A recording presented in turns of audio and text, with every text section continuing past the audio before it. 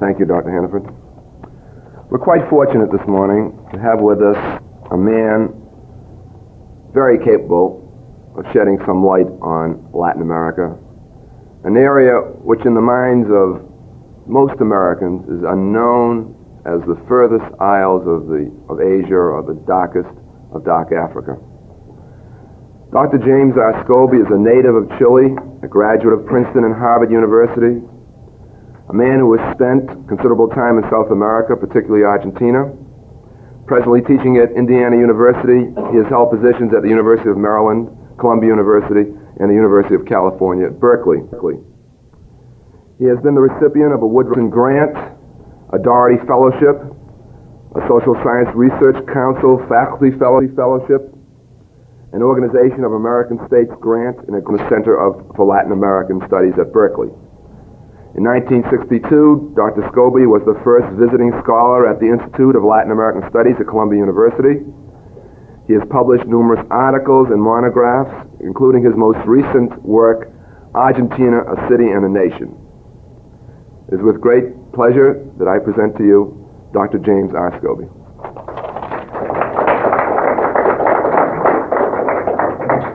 Well, I think it should go without saying this morning that any of this applause ought to be turned back to you people that have come through a certain amount of difficulty and managed to get here today.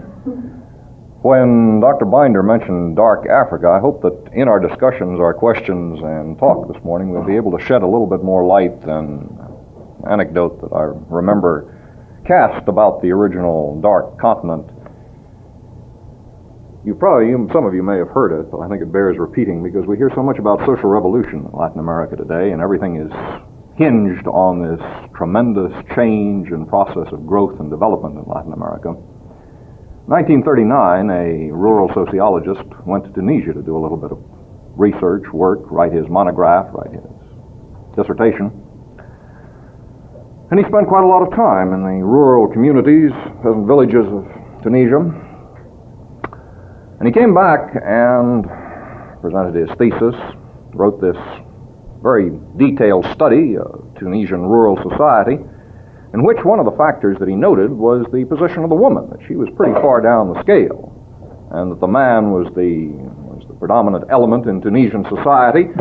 And he based at least part of this conclusion on the fact that wherever he went in the rural countryside, whenever he saw a man and woman, man and wife, going to market or coming from market, here was the man preceded, or rather the man on muleback, unburdened by anything, and behind him, about 25 feet behind, would come the woman, burdened down with whatever was going to market or whatever was coming from market. In other words, he concluded that there was quite a inferior status on the part of the woman.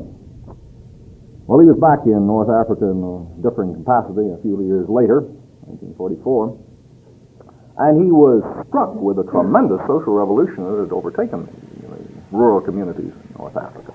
Because now he observed that the woman was no longer walking behind the man. In fact, she was out about 25 feet in front of him.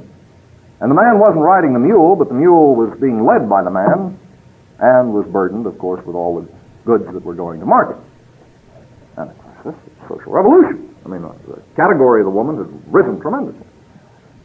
And he was just about to put this down in print when it was called to his attention that, of course, there were still a great number of landmines, German and English, in the rural roads of North Africa. Well, as I say, I hope we'll be able to cast a little bit more accurate light in terms of looking at the social revolution in Latin America, because it is a factor, an element that we are constantly dealing with, that we're looking at in Latin America. And I think sometimes we hear so much about it that we are overwhelmed. What I'd like to do this morning, and I'd like to have this a real discussion, particularly since we're a small group, is to spend 30, 40 minutes outlining some general ideas in terms of these problems of communication north and south, these difficulties of understanding each other from North America to South America,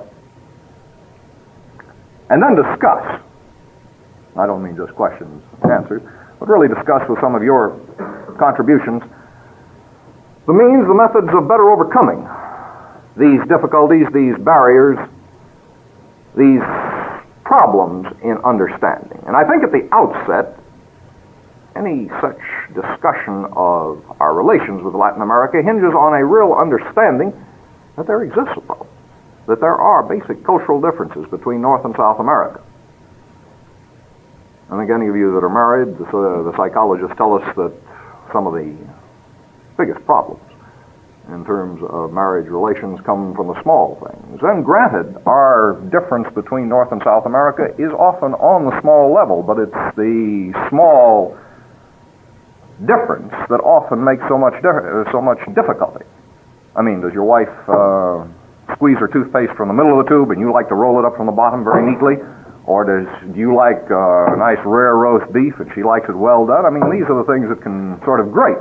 Well, again, it's this type of difference between North and South America that contributes, I think, to much of our misunderstanding if we don't realize it. So I'd like to spend the outset this morning just discussing some of these differences, some at a very superficial, you may say, unimportant level, and yet I don't think they are that unimportant, because there are these significant changes in terms of culture when we move from North America into South America, into Latin America. One factor, of course, that's always of interest in terms of our understanding is the element of Latin America belonging to the Western world. And I think, as I say, these, in the major factors, we are quite similar. Despite the fact that many historians, cultural anthropologists even tend to say that Africa begins at the Pyrenees or that Europe ends at the Pyrenees, yet Spain and Portugal are still part of the Western world, and their offspring, you might say, in Latin America, are still part of the Western world. Yet there's some of these small differences which again point to a change in terms of Latin America versus the United States. Where does a North American businessman expect to do business if he doesn't accomplish it in his office? We think traditionally, I suppose, partly in terms of our heritage of the golf course. Latin America, it's over the cafe, over the cafezinho. In other words, in fact, a traveling salesman in Latin America, I'm sure, would end up with coffee poisoning because of the many cups of coffee that he would have to imbibe in a morning or an afternoon of traveling around to see various people. In other words, business is always accompanied in Latin America, or is often accomplished in Latin America, by this very nice addition. Perhaps our coffee hour and our custom has grown up more and more in this country is a recent addition, a recent melding with Latin American tradition, but this is one, you might say, superficial difference. A image in terms of what the Latin American strives for. I suppose every Latin American, in the background of his mind, likes to think of himself as a poet. And almost all intellectuals at one time, if they haven't published their efforts, at least have written a considerable amount of poetry. I don't know what we'd hold up as our ideal in the United States, but I'm sure it isn't poetry. In other words, you might look upon the ideal as being a handyman around the house, or some other activity. But again, a slight difference in terms of connotation. As I say, some of these are very superficial, but they point to something. One thing that struck me, bridge, in most of our colleges, is a pastime, and a well-considered pastime of students. And chess is looked upon as something that, you don't, the average red-blooded American will play bridge rather than chess, with no aspersions cast on the chess players that may be present. In Latin America, it's exactly the reverse. In other words, a red-blooded Latino is a good chess player, but he kind of looks on bridge as being, well, something that maybe the women play, and occasionally the men play it, but it's in about the same category as chess would be in this country. Or the traffic light in Latin America. And I think this goes far beyond a superficial factor.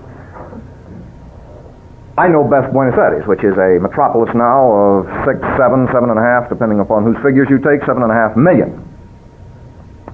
10 years ago, attempts were made to set up traffic lights in the center of downtown Buenos Aires, which is a rather large metropolis, as you can imagine, with this many people living in it. And the system didn't work very well, because nobody paid very much attention to these red and green lights. And the only way that the traffic light system would work was to have a policeman with the traffic light. The lights were taken out, And then they were installed again just recently. But a couple of years ago, was driving with a friend in the suburbs of Buenos Aires, and there happened to be one of these lights that was on red. It was Sunday morning. We pulled up, and it didn't change right away. So he quickly looked around, for the gray fox, as they call the policeman in Argentina. He didn't see any. So right through the red light he went. Well, I don't know. This might conceivably happen in the United States, but I think most of us would just sit at the red light until it changed, even if it took a couple of minutes. But a totally different attitude in terms of these norms. As I say, I'm talking at a superficial level now. And I think we can go back behind that and find a friend in the suburbs of Buenos Aires, and there happened to be one of these lights that was on red. It was Sunday morning. We pulled up, and it didn't change right away. So he quickly looked around, for the gray fox, as they call the policeman in Argentina. He didn't see any. So right through the red light he went. Well, I don't know. This might conceivably happen in the United States, but I think most of us would just sit at the red light until it changed, even if it took a couple of minutes. But a totally different attitude in terms of these norms. As I say, I'm talking at a superficial level now. And I think we can go back behind that and find some very significant differences, some of which may grow out, may not be so unrelated to these superficial differences. The North American has continuously been looked upon as a materialist. And if we go back in just a few years in history, we can find this very well expressed in an essay by one of the outstanding Latin American philosophers, essayists, at the turn of the century, a Uruguayan by the name of Rodó, who took the characters from Shakespeare, from The Tempest, and set forth his ideas of a Latin culture as opposed to a North American culture. What he was doing was preaching to his disciples, telling his students that they had to look to their own Latin values, their own Latin culture, for the truly spiritual worth, and that they shouldn't be seduced by the great advances that their neighbors to the north had made in material terms, because basically the United States was a materialistic nation, and that we didn't have these spiritual values, and that the strength of the Latins lay with their spiritual values, their artistic values. Well, I think in terms of reality, we can see that this formula that was set forth in 1900 is probably not too valid today. It might not have even been too valid at the time, because certainly the Latin Americans have proved that they are very materialistic, and we have also indicated, in terms of our development and artistic growth, literary production, foundation support, that we are a very artistic nation, and one which is highly concerned with the arts and the spiritual values. But regardless of whether this is true or not, the impact, the myth, is very well seated, and it's particularly well seated in the intellectual classes in Latin America, that the United States represents this materialism, and that they represent the true spiritualism, the true spiritual values, more artistic values. Moving to the political scene. The Latin American and the North American both talk about democracy. Democracy is very definitely an extremely important value. But we rather tend to mean different things when we talk about democracy, and from this comes much of our misunderstanding. To the Latin American, the individual and the individual liberty is an extremely important factor. His own personal, individual, the ability to say what he wants, move, suggest. The old story of of course, the anarchy which would come if you put three Frenchmen together to try to set up any sort of a system, that you'd have three different solutions, certainly applies to the Latin American. That each person feels his own individual freedom to express, to advance, to suggest his own formula. And I think, to the contrary, in North America, the value is placed rather in terms of cooperation and in terms of some norms of establishing the legality, of establishing institutions, and then respecting them and staying with them. Well, if we pursue this a little bit further, you can see perhaps some of the explanation in terms of the anarchy, the alternation between anarchy and totalitarianism or strong rule in Latin America, because along with this extreme sympathy with the individual liberties and the right of the individual to operate in a situation of total anarchy, goes a respect and a willingness to follow that powerful, charismatic leader. In other words, if an individual in this sort of society emerges and is able to capture the leadership, everyone is going to follow him. And you have, as a result, this alternation in Latin America constantly emerging between anarchy, where everyone is expressing their own opinion, and periods where a strong leader seizes control and is followed by the majority of the population and applies a totalitarian or a dictatorship or caudillo rule or whatever you want to call it. And in North America, the respect for the institutions, the respect for the Constitution. Yes, the Latin American countries have their constitutions, but they're rather imposed on a already existing culture and situation where the Constitution does not truly, you may respect the Constitution, it does not truly represent the basis of your thinking, and if you follow the Constitution at all, it's going to be merely in after-the-fact adjustment after a revolution, very recently in Argentina when the military took over throughout Frondizi. They respected the Constitution to the extent that having arbitrarily removed Frondizi, there was no resignation, he had not been taken out of the country and consequently lost his control, his authority as president. They named the president of the Senate. The vice president had been removed by a coup some years later, so there was no vice president in succession. The next person, according to the laws that had been passed by the Congress, would be the president of the Senate. So they put the president of the Senate in the presidency, and this was the extent of legality. But it was a situation where it didn't bother them that they had, you might say, overrun or overruled the Constitution by, in the first place, removing the president. And they only respected it in the attempt to try to twist it into their support after the fact. Well, if we go beyond the political, well, let me just add on another footnote in the political that occurs to me. The question of discrimination, North and South. The Latin American, particularly the Brazilian, I think, this is particularly apropos, has long been looked upon as not discriminating on the basis of color. Well, this is not quite true. But it has a peculiar characteristic in Brazil and to a certain degree in the rest of Latin America, which I think we could probe and better understand the Latin American attitude on the political structure. A person is looked upon not purely on the factor of the color of his skin, but more in terms of his education, his economic background, his professional standing. In other words, you can take a Negro who has gone to the law schools, who has emerged as a leading figure in terms of Brazilian society, and he's no longer going to really be considered as a Negro. He is going to, the color of his skin is not going to affect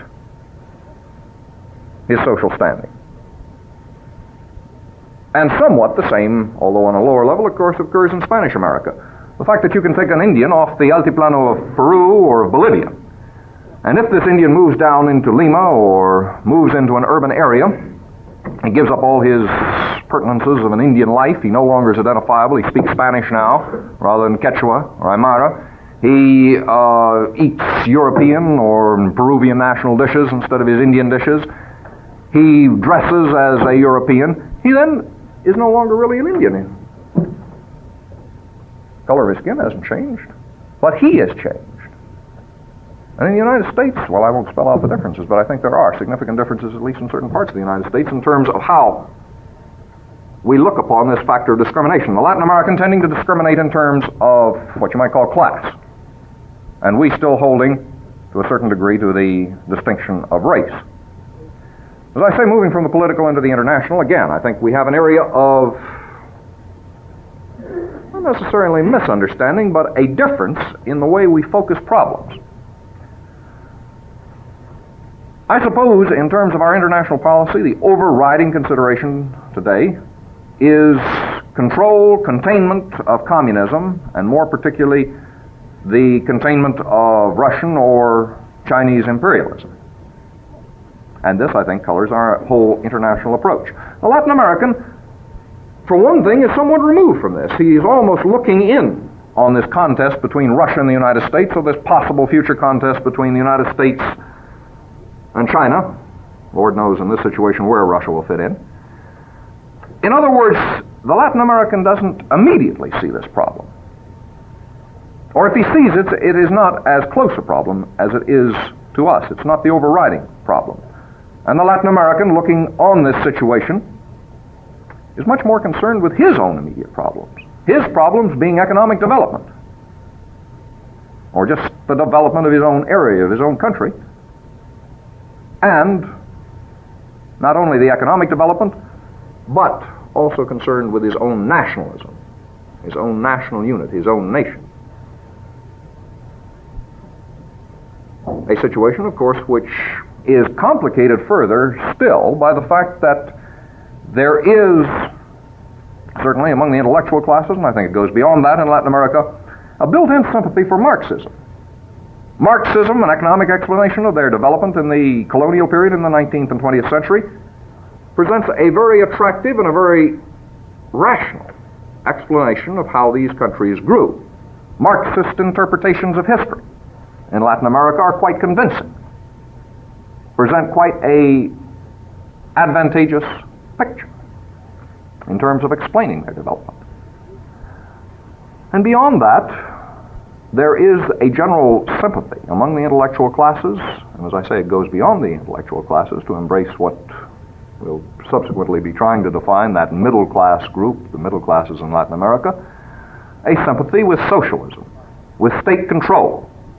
Perhaps this is a rising tide around the world, but it's one which I think we would do well to recognize in Latin America. We have, to a certain degree, recognized its existence, adapted ourselves in terms of thinking to the existence of socialism and of even communism in Europe. But in Latin America, it still shocks us that the trend, the policy, is towards socialism and towards Marxism and towards a brand of national Marxism, of local Marxism, if you will. Well, enough in terms of these patterns of difference between North and South. In other words, these are some of the problems running from the very minor to some rather significant approaches, differences in our approach, that I think spell some of the difficulties, some of the problems in terms of looking at this area of Latin America, in really evaluating what this area of Latin America presents to us in the present day. I suppose the question that we should take up is, how do we strive for, how do we achieve a better understanding between North and South America? And this will lead into, as I say, discussion, I hope, later on.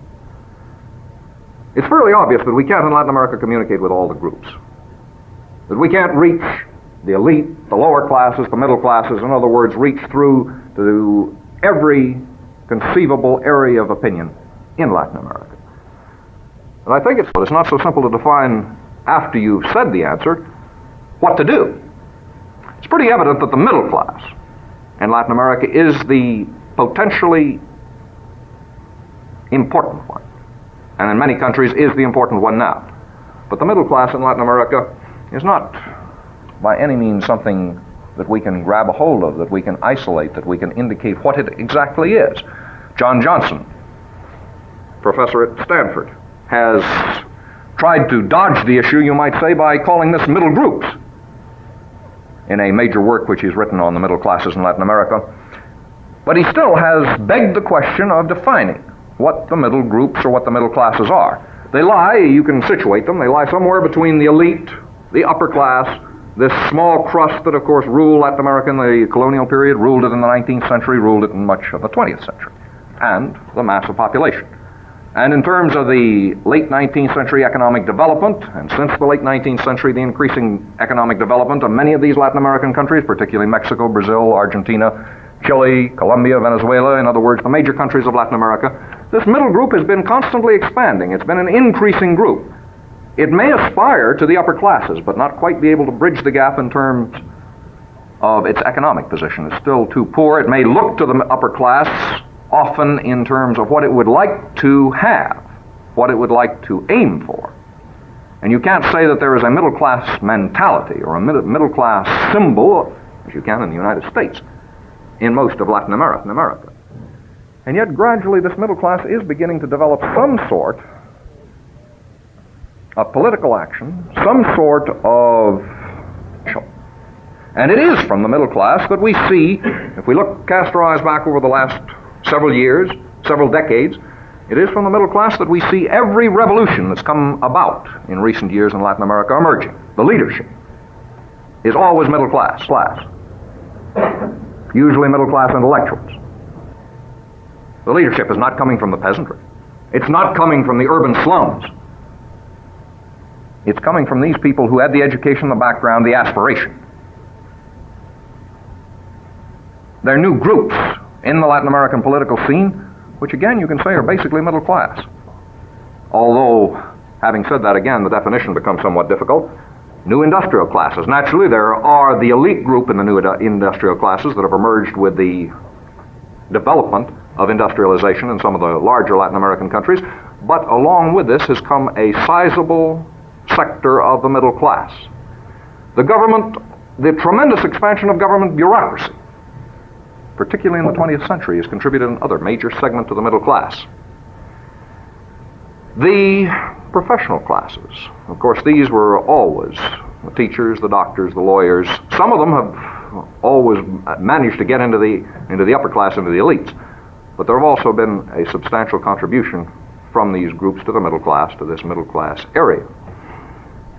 Well, all of these combine, of course, to make a proportion of the population, which in terms of percentage is not overriding as it is in the United States. We can estimate that the middle class in various Latin American countries, it may run to 20-25% in Mexico. It may run to about the same proportion in Brazil, maybe a little bit less. It may rise as high as 40%, and that's probably getting pretty high. 40% in Argentina, Uruguay. Some have even pushed it up to half of the population in Uruguay. Maybe 30%, 25% in Chile. In other words, we're dealing still with a minority of the population, but a majority in terms of potential leadership, potential drive.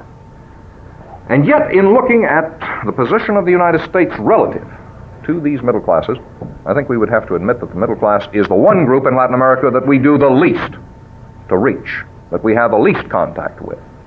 We maintain pretty good contact with the elites. Well, wouldn't say it's perfect, but at least there is contact with the elite groups in most of the Latin American countries, and yet it occurs often at a very unfortunate level. Let's just take a hypothetical case. You send an American businessman down for, let's say, U.S.-alite. He's going to be the manager in a Latin American country for a North American corporation.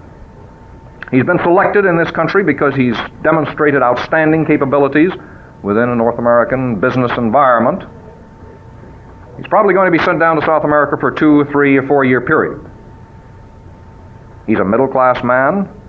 He may be an engineer, he may be a business school graduate, but the chances are that he hasn't had very much philosophy. He's probably not written very much poetry in his life. He probably hasn't had very much exposure to European literatures. And he's suddenly going to be cast into a Latin American city where his sole contact is going to be with the upper class, the elite. He's not going to associate with any people that are identifiable, really. He may have some contact with some white collar workers in his plant, but that's not going to be any real association. He's not going to associate with anybody that could be socially considered his equal in this country. He's going to be associating with an elite aristocracy in most of these Latin American countries. And he's going to be limited to it. And he's going to be working at a definite handicap. Because his background, his training has been directed entirely towards working within a North American environment. He may not speak Spanish, he may not speak Portuguese. Or if his company has had the foresight to give him this training, it'll probably still not be very good. It won't enable him to communicate, so most of his conversations are going to be with people who speak English in Latin America. His social contacts in the same way. And I have to bring it down to a more practical level. I have a college roommate now who's a director, a fellow who is president of an American corporation in Buenos Aires. Accidentally fell into the Latin American scene. Had no exposure to Spanish, no interest in Latin America. He has the advantage that he was born in Vienna. He speaks French and German fluently. He has a cultural background out of the ordinary.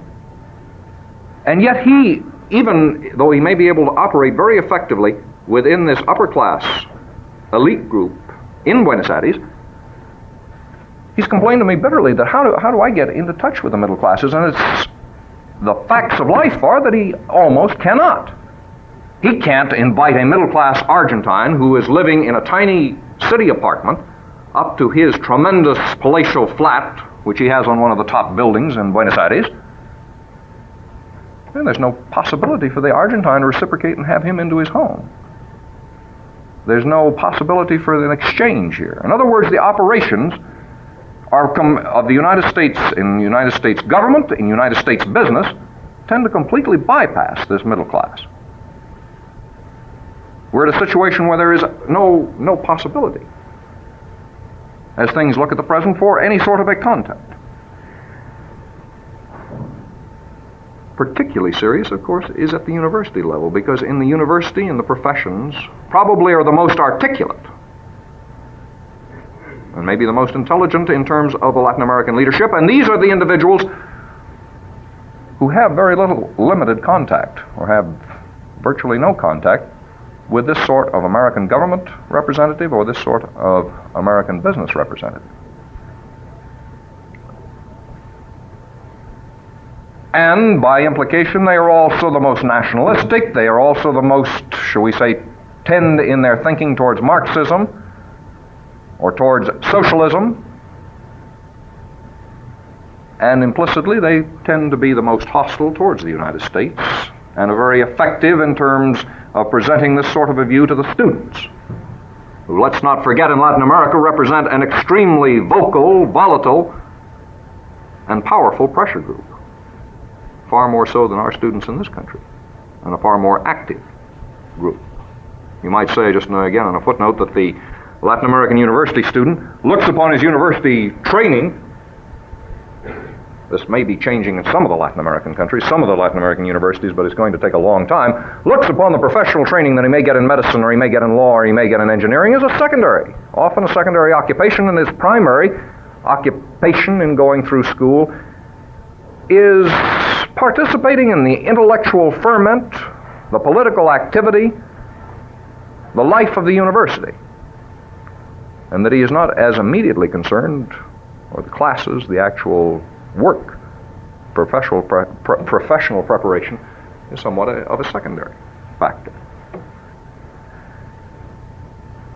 What I'm saying is that we're facing in Latin America a situation where this potentially important group of the middle class, this actually important group of the middle class in many of the countries, whether it has its roots in the white-collar servant of the government, whether it has its roots in the white-collar servant of business, of the services, whether it's drawn from the new industrial groups or from the military, and let's remember that they're perhaps not the generals, but that vast group of officers between the rank of lieutenant and colonel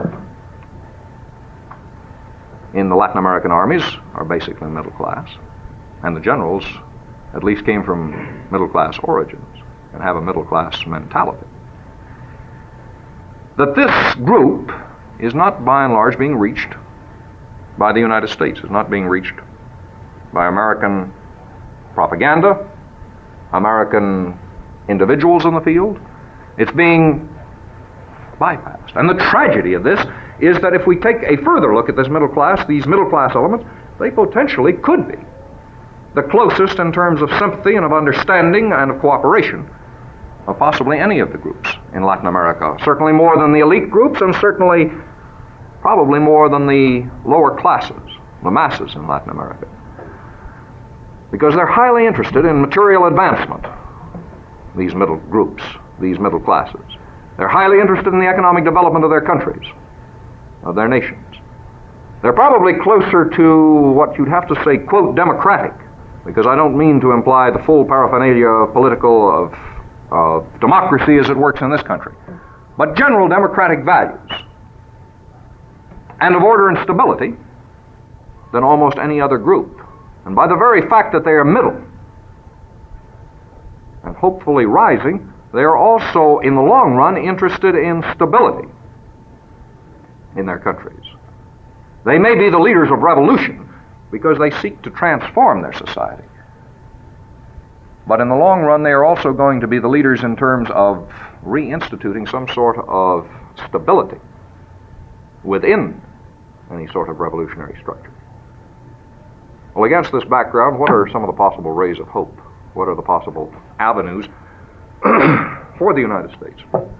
If we admit that this middle group is so important, if we admit that it has this potential strength, what are some of the possible avenues for the United States to get in contact to improve its relations? Well, the first, the most important, it's so obvious that I think we tend to ignore it, is the language. Until we spread through this country, and we have to a certain degree, the teaching of Spanish at the high school level, going back into the elementary level, until we make some sort of a recognition of the language of Portuguese, and arouse this sort of interest at an early enough stage, we're going to inevitably be cut off. The most direct means of communication is through the language. And anyone who's been to Latin America, anyone that's traveled abroad, in areas both where they speak the language and where they do not speak the language, can see the difference in terms of what sort of an impact you're having, what sort of effect one has abroad. Because the communication, just the very fact that you can sit down and talk with a person, that you can express ideas, that he can talk to you, is the most essential part. As I say, this is a very obvious, and yet one which is so obvious that we often neglect it, that we often overlook this essential element of our people going to Latin America and speaking the language. And going in business and government, and granted we've taken strides in these fields since the 1920s, or perhaps even earlier, in preparing our people and placing some sort of importance, but there's still a long ways to go in terms of preparing the man and the woman that goes to Latin America to be able just to talk, to communicate. Exchange programs. Certainly any form of exchange program is to be lauded in terms of a better understanding and a breaking down of these barriers, these differences, whether I cited them as minor differences or major differences, are only going to be overcome, or at least understood insofar as people have had contact with them, have had experience with them. And I would say that in the exchange programs, the direction obviously aimed at the young. The younger the person is, when you bring a Latin American to the United States or vice versa, the better off. And should be aimed at the professional levels in terms of educators and in terms of professional men and women in the United States and Latin America, because these are the groups that in the last analysis in Latin America are going to be the real determinants of power. As I say, any level, any program which pushes North Americans toward South America and brings Latin Americans up to the United States, I think is to our advantage. Whether it be in terms of university exchanges, of summer study programs, of the Peace Corps, which has certainly has made a laudatory beginning in this direction, both in terms of arousing American awareness. I don't think anyone is going to fool themselves that the Peace Corps is accomplishing very much overseas in terms of really changing standards of living or bringing community action into Latin America or any other part of the world. But in terms of our own education, a tremendous potential exists in the Peace Corps. U.S. propaganda. Again, an area that needs to be so much strengthened in Latin America. I mentioned yesterday the effect which a Russian publication I picked up on a newsstand in Santiago in Chile a couple of years ago. Very high-class printing, presentation of what had been done by communism in Russia, what had been accomplished for the Russian people. Very interesting little pamphlet. It was sold, it wasn't given away. Sort of a key right in itself, but it was sold at an infinitesimal price that anyone could afford.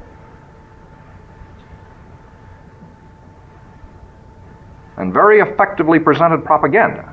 Well, this is the type of approach which can be multiplied, which can be expanded out in various directions, but which would go very much further than our USIS programs, and these, you note in any budget in Congress, are the ones which tend to be slashed in terms of foreign aid, of foreign assistance, of foreign work, would go much further than any of these in terms of reaching into the middle group, reaching in terms of translations of United States works, English works of literature into Spanish, and getting them in low-cost, obviously paper-bound editions spread out through Latin America.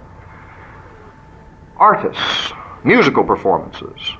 In other words, reaching this group which is imbued with the idea of the United States materialism, reaching them with the concrete evidence that this isn't so. There are plenty of spiritual values in the United States, and there's plenty to combat this idea of materialism. And I don't think, on a lighter level, that we should even neglect the comic book, because here is an extremely effective avenue for reaching into the children and the lower classes in Latin America. You ride any subway or any streetcar or any bus in Latin America, and the comic book is a forefront of literary consumption in those vehicles. The TV. And granted, we're limiting ourselves to urban audiences. You might say, what about that vast mass in the countryside of Latin America? The middle groups, the middle classes, if we agree that these are the ones that we should aim at, are urban groups, by and large. There's virtually no middle class in the countryside of Latin America, so we can't limit ourselves to the city, to the focus on the urban surroundings. The television.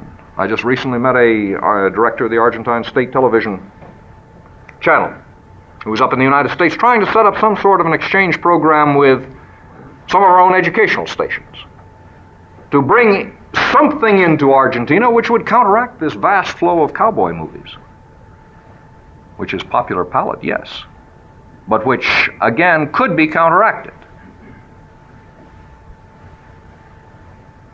And in the field of movies, again, Hollywood's done a very good job, yes. But in terms of putting forward an interpretation of the United States life, I think there is still room for the documentary, perhaps not in the dried fashion, but there are good documentaries and bad documentaries. And what we would need in Latin America is an expansion in terms of, once again, putting forward readily available, readily understandable materials on the United States.